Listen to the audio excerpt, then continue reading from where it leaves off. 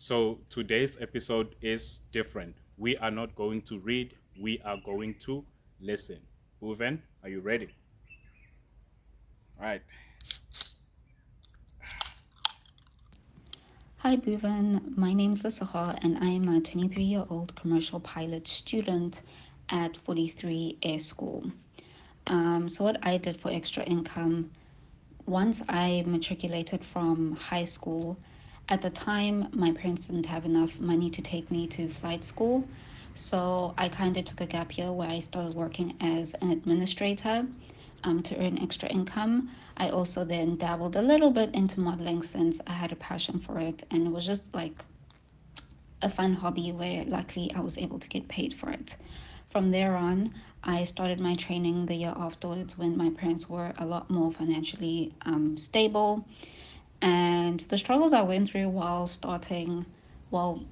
training is I found that number one, as a black female in the industry, I experienced racism, sexism, um, because I'm in an industry that is male dominated and white dominated. So those are a lot of the struggles I went through, how I dealt with them. Unfortunately, it's not something I can change. Like, I can't change someone being racist or not, but I can change how I react to it and whether or not I take it personally. So, for the most part, I always thought of the long term goal that yes, I'm experiencing the challenges now, but I'm walking now so the generation after me can run.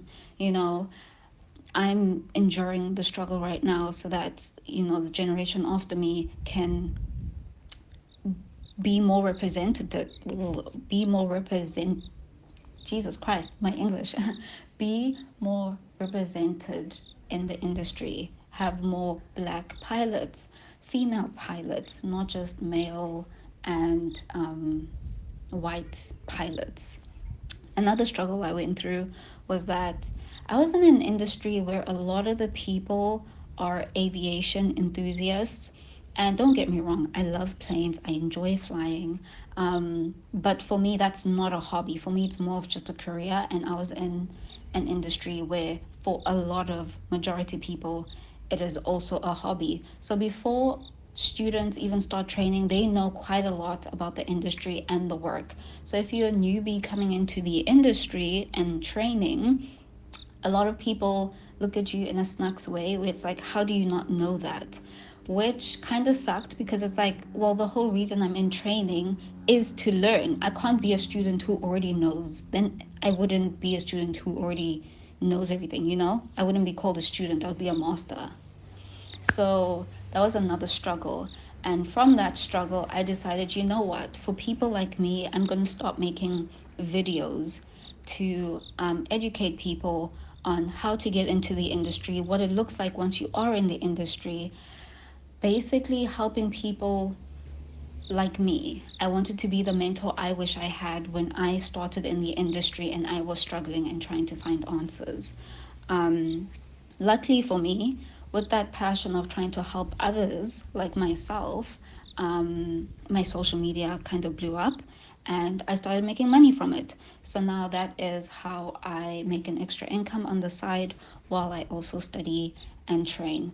In terms of how I balance the two, I'm not gonna lie, it's a lot of trial and error trying to balance full time studies and training while also trying to work. Um, there's no one size fit all. What works for me may not work for you based off of your schedule and the amount of work you have to do. Personally, for me, I'm still trying to figure it out, but I feel like I'm getting a little bit better and better at it. And what I've done is when it comes to my school, that's the number one priority. So the first half of the day, luckily for me, when I'm like doing my theory part of my school, the first half of the day I dedicate to school. I do my studies there. I do whatever I need to do in the first, maybe not even half, third of the day. And then the last quarter of the day, that's when I dedicate to my social media and working. That's when I'll try to edit, try to answer people's emails, work with other brands, and I also try to optimize on my weekends.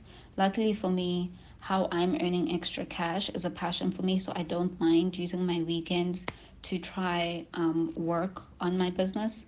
Um, yeah, another thing is get help. Humans aren't meant to do things alone.